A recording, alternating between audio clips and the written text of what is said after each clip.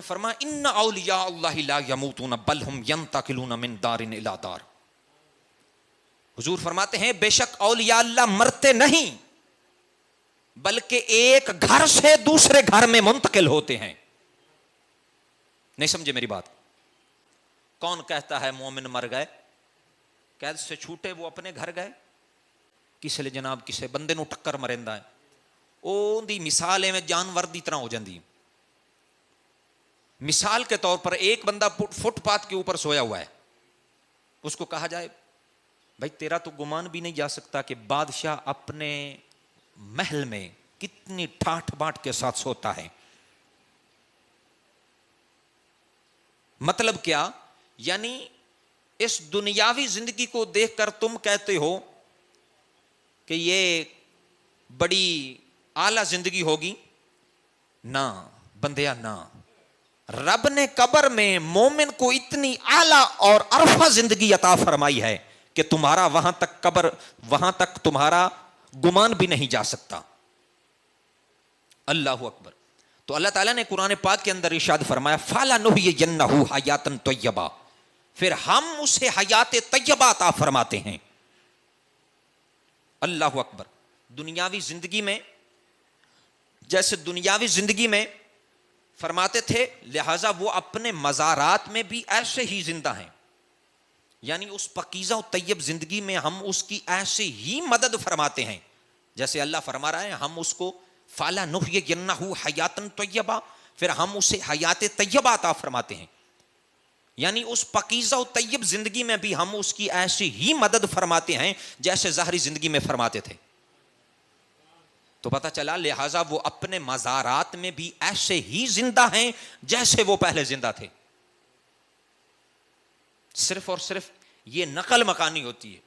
انتقال مینز کیا ہے؟ ٹرانسفر. اللہ اکبر. اور جیسا کہ حضور نے ارشاد فرمایا اور پاک محبوب نے پتہ کیا فرمایا؟ حضور نے فرمایا ان اولیاء اللہ لا یموتون بل ہم ینتقلون من دار الی دار. حضور فرماتے ہیں بے شک اولیاء اللہ مرتے نہیں بلکہ ایک گھر سے دوسرے گھر میں منتقل ہوتے ہیں. نہیں سمجھے میری بات؟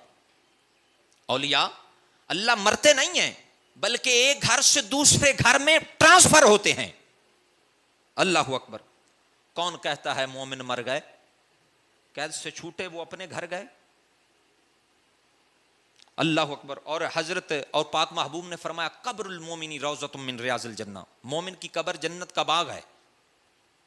اور آگے حضور نے فرمایا قبر المومن روضۃ من ریاض الجنہ وقبر الکافر حفرۃ من حفر النار. حضور فرماتے ہیں مومن کی قبر جنت کا باغ ہے اور کافر کی قبر جہنم کے گڑھوں میں سے گڑھا ہے. اللہ اکبر. اور تو اس حدیث پاک سے پھر پتہ چلا کہ مومن کی قبر جنت کا باغ ہے. اور جنت کے بارے میں پاک رب نے کیا ارشاد فرمایا؟ اللہ تعالیٰ نے فرمایا وَلَكُمْ فِيهَا مَا تَشْتَهِي أَنفُسُكُمْ وَلَكُمْ فِيهَا مَا تَدَّعُونَ.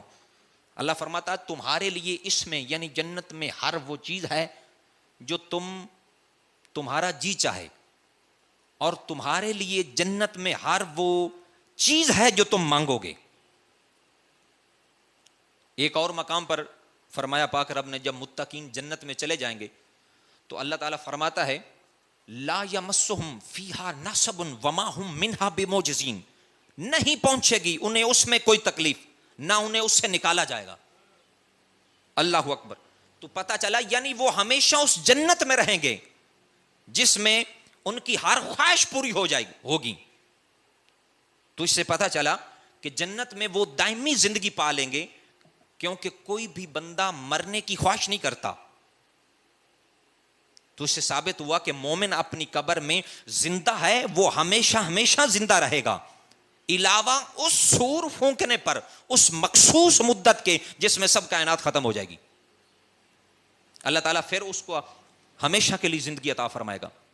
جیسا کہ پاک رب نے قرآن مجید برہان رشید کے اندر ارشاد فرمایا کیف تکفرون باللہ وکنتم امواتا فاحیاکم ثم